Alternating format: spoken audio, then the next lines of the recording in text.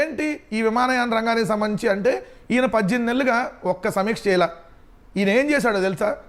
ఈ 18 నెలల్లో రీల్స్ చేసుకున్నాడు, డ్యాన్స్లు వేశాడు, 250 మంది ప్రయాణికులు అక్కడ చనిపోతే ఆ రోజు రీల్స్ చేస్తా పోస్టులు పెడితే నెట్ అంటే బూతులు తిడితే అప్పుడు రీల్స్ తీసేశాడు. ఈ సంక్షోభం జరిగే నెల రోజుల ముందు ఏం చేశాడంటే ఒక ఎంపీ వచ్చి కేంద్ర మంత్రి వచ్చి అన్నా క్యాంటీన్ ప్రారంభించాడు. ఎంత విచిత్రంగా ఉండే. ఇంకా ఆడెవడు లేడా తెలుగుదేశం వాడు ప్రారంభించడానికి. ఆయన చేసిన నవంబర్లో కార్యక్రమాలు అన్నా క్యాంటీన్ ఓపెన్ చేశాడంట నవంబర్లో. దాని తర్వాత ఒక జూనియర్ కళాశాలలో ఒక తరగతి గదిని ప్రారంభించాడు. ఒక తరగతి గదిని ఒక జూనియర్ కాలేజీలో ఒక తరగతి గదిని ప్రారంభించాడు. జిల్లా సమీక్షా సమావేశంలో కేంద్ర మంత్రి పాల్గొన్నాడు. ఎంత ఖాళీగా ఉన్నాడు చూడండి. ఇంకా పెద్ద ఖాళీ ప్రోగ్రామ్ ఏంటంటే ఢిల్లీలోని ఉడాన్ భవన్లో కొత్త క్రెచ్ని ప్రారంభించారు. క్రెచ్ అంటే ఏంటని నేను ఎతికా, నాకు పెద్దగా ఇంగ్లీష్ మీద రాక. ఏంటంటే చిన్నపిల్లలు చూసుకునే ప్రదేశం, కేర్ సెంటర్ లాంటిది. అది కూడా ఏది ఢిల్లీలో, ఈయన మంత్రిత్వ శాఖ అది. ఢిల్లీలో ఉదాభవన్లో దాన్ని ఓపెన్ చేశాడంట.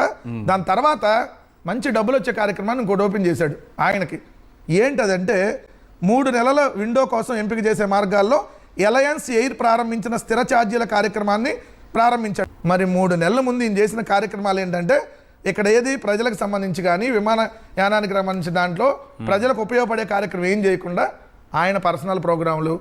ఆయన ఒక ఎంపీ కాదు సార్, ఒక కేంద్ర మంత్రి, దేశానికి మొత్తానికి మంత్రి. ఒక శ్రీకాకుళంలో ఆయన నియోజకవర్గానికి కాదు మంత్రి. ఈయన ఆ శాఖ గురించి అసలు ఇతనికి అవగాహన లేదు. ఈ శాఖకి అతనికి సంబంధం లేనట్టుగా అలర్ట్గా లేరా? సంబంధం లేదు కదా, ప్రైవేట్ వాళ్ళని చెప్తున్నారు కదా ఇందాక. ఇక్కడ గుడిలో కాదు సార్, ఇక్కడ గుడిలో తొక్కిసలాట జరిగితే కాశీబొగ్గలో అది ప్రైవేట్ గుడి. ఇండిగోలో విమానం జరిగితే అది ప్రైవేట్ వాళ్ళది, లేదా ఇండిగో వాళ్ళు ఫ్లైట్లు క్యాన్సిల్ చేస్తే అది ప్రైవేట్ వాళ్ళది, మాకేం సంబంధం అంట.